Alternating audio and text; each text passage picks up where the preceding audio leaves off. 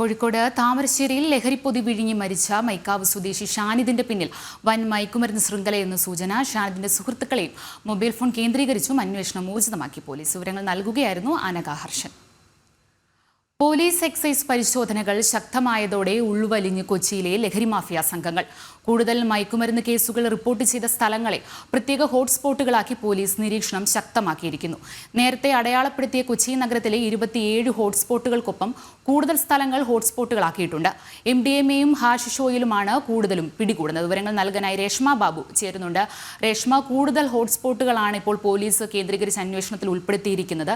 എത്രത്തോളം അന്വേഷണം വ്യാപകമായിട്ടുണ്ട്? ഒപ്പം തന്നെ പോലീസിന്റെയും എക്സൈസിന്റെയും പരിശോധനകൾ ശക്തമാകുന്നതോടെ ഉൾവലിഞ്ഞു നിൽക്കുകയാണ് ഇത്തരം കൊച്ചിയിലെ ലഹരി മാഫിയകൾ. ആ മാഫിയയിലേക്ക് ഇറങ്ങിച്ചെന്ന് പോലീസിന്റെ ഒരു പ്രവർത്തനം അല്ലെങ്കിൽ ആ ഒരു അന്വേഷണം എത്രത്തോളം ഊർജിതമായിട്ടാണ് മുന്നോട്ട് പോകുന്നത്? രേഷ്മ.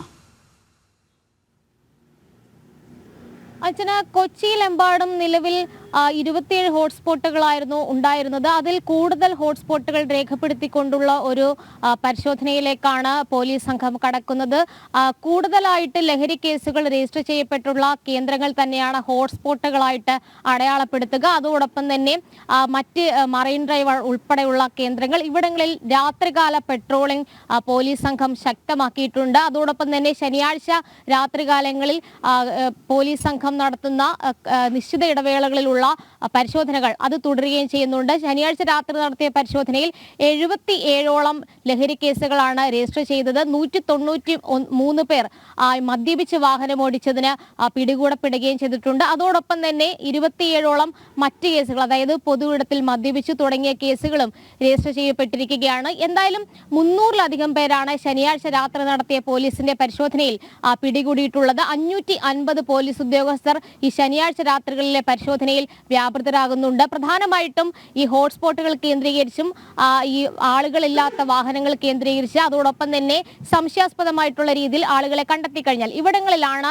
സ്വാഭാവികമായിട്ടും പോലീസിന്റെ അന്വേഷണം ശക്തമാകുന്നതും അതോടൊപ്പം തന്നെ പരിശോധന കർക്കശമാക്കുന്നതും. ഈ ഇത്തരത്തിലുള്ള പരിശോധനകൾ നിശ്ചിത ഇടവേളകളിൽ പകലും അതോടൊപ്പം തന്നെ രാത്രിയിലും തുടരുന്ന സാഹചര്യത്തിൽ തന്നെയാണ് ലഹരി മാഫിയ സംഘങ്ങൾ ഉൾവലിഞ്ഞ് നിൽക്കുന്ന ഒരു പശ്ചാത്തലം. എന്തായാലും മട്ടാഞ്ചേരി കേന്ദ്രമാക്കി കഴിഞ്ഞ ദിവസങ്ങളിൽ തന്നെ ചിലരെയൊക്കെ പിടികൂടിയിരുന്നു. അതോടൊപ്പം തന്നെ മറ്റിടങ്ങളിൽ നഗരത്തിന്റെ പരിധിയിൽ, നഗരപരിധിയിലോ ഒപ്പം തന്നെ റൂറൽ മേഖലയിലും പരിശോധന കർക്കശമാക്കുകയും ചെയ്തിട്ടുണ്ട്.